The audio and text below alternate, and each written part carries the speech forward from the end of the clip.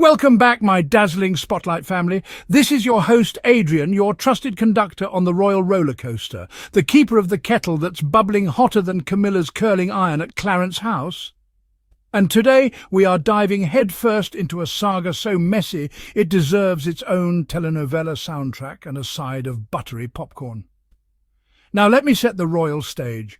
Prince William and Kate Middleton, once the golden couple, the monarchy's poster children, are now spinning harder than a palace chandelier in a hurricane. From whispers in Windsor to tantrums at Ascot, their once carefully curated image of marital bliss is unravelling faster than one of Kate's wiglets in a windstorm. 6 months in hiding, sudden cancellations, a mysterious scar no one dares to explain, and now the cherry on top. They're pointing fingers at Harry and Meghan because, of course, when all else fails, blame the Sussexes. Oh, darling, you know we're not letting that slide. Not on my watch. Today's episode is a 5-course roast. Crispy truths, sizzling receipts, and a dessert of savage commentary so rich even the Queen's corgis would be shook. So pour that tea, fluff your cushions, and hold on to your crowns. What I'm about to unpack will leave your jaw on the royal floor. Let's rewind the royal tape to 2023. The Princess of Wales vanished from public life for nearly half a year. That's not maternity leave, that's a sabbatical. No engagements, no sightings, no curtain twitches. The public started wondering if she'd joined a convent or slipped through a portal to Narnia. Then came the grand reveal, trooping the colour, 2024.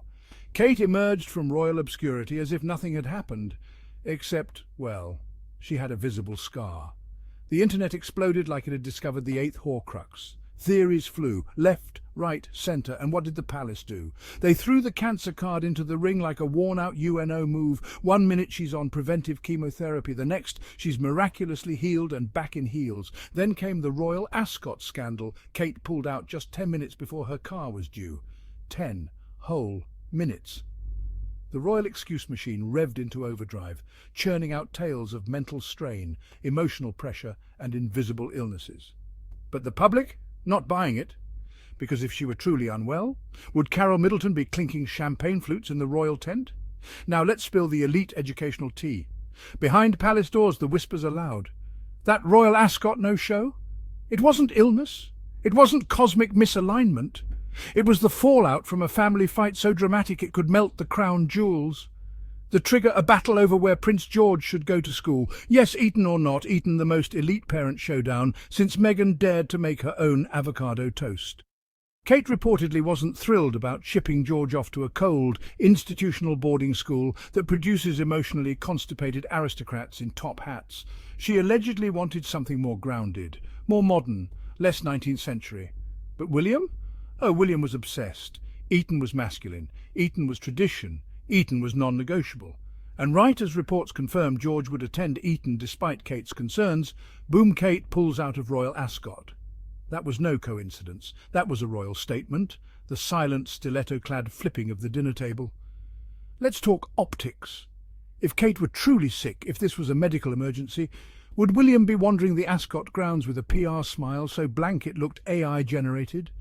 Would Carol be schmoozing the champagne tent like she was at a Tory fundraiser? No, my loves, this was crisis choreography. William doing damage control with that Windsor grimace. Carol giving "I'm fine, everything's fine" energy. And Kate? Gone. Vanished. Like the warmth in William's eyes. And let's not pretend this is the first time a royal disagreement has played out in public. The difference now? The stakes are higher, the cracks wider, and the public's patience thinner. When you're arguing about your child's school choice in the press and it's backed by strategic leaks, awkward absences and icy stares, it's not parenting. It's palace warfare. Let's take a moment of silence for the royal PR team. Those poor souls are working overtime trying to fix a broken fairy tale with sugar-coated statements and Queen Victoria prayers. Honestly, the amount of spin coming from Kensington lately could power the entire UK grid. Cue the UK media, ever loyal, ever delusional. Rebecca English from the Daily Mail rushed in with her royal violin, calling Kate's absence a sobering reminder of her gruelling health battle. Girl, what battle? The only thing Kate seems to be battling lately is public opinion, and perhaps her husband's indifference. Then came GB News, with the comedy set of the year, claiming Kate is no longer a people-pleaser and is prioritising her well-being. Excuse me, this isn't a wellness retreat in Cornwall, this is the British monarchy. Your literal job is to please people. Wave, smile, cut a ribbon, drink lukewarm tea with a Luxembourg ambassador. The dragging on Twitter was biblical. One user snapped, "Would someone tell the lazy Duchess her job is to be seen, not heard?" Another added, "Isn't she the same woman who waited a decade for a ring, only to end up doing less than my house cat?" And the real burn, the taxpayers fund her hair, her palace, her Botox, and she can't even wave for 5 minutes. Whoo, you'd think the palace would pause, take a breath, but no. They doubled down.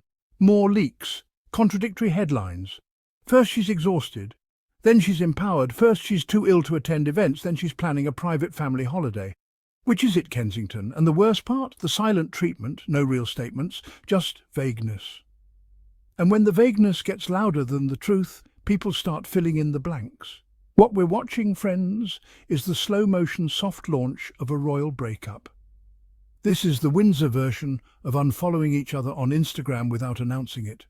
The side glances, the public absences, the icy body language, it all speaks volumes. If only the palace invested as much energy in marriage counselling as they do in media manipulation, this royal union might have stood a chance. But no, instead they throw everything at the wall. Cancer, parenting stress, Meghan and Harry. Ah yes, when in doubt, blame the Sussexes. According to She Knows, William and Kate are furious that Harry and Meghan stepped back from royal life. Why? Because, gasp, it left them with more work. But what work?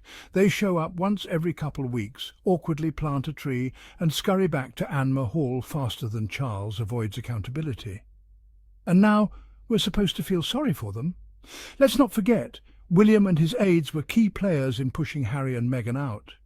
Now they're overworked and overwhelmed? Please, even the UK tabloids are losing the plot. William and Kate's relationship is broken, one headline says. French media calls it irreversible. Their body language is colder than Balmoral in February. Kate looks ready to hurl her fascinator into the Thames. William looks like he'd rather be anywhere else. Even their PDA, when they attempt it, is so stiff, even the press is like, "We'll pass." It's all unravelling, and the palace knows it. That's why the spin machine is in overdrive. More leaks, more stories, more distractions. But the truth? This marriage is toast. Burnt toast, dry toast, crumbs on the floor toast, and there you have it, my shining spotlight fam. We came, we sipped.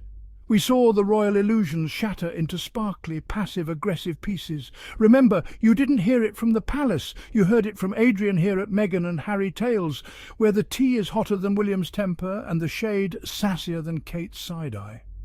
If you enjoyed today's royal deep dive, don't forget to subscribe, share it with your most drama-loving friend, and leave a review dripping with as much shade as you can muster. I'll be back with more next time. Until then, stay curious, stay fabulous, and keep those wigs glued down, because in this monarchy, the drama never stops. Bye, my darlings.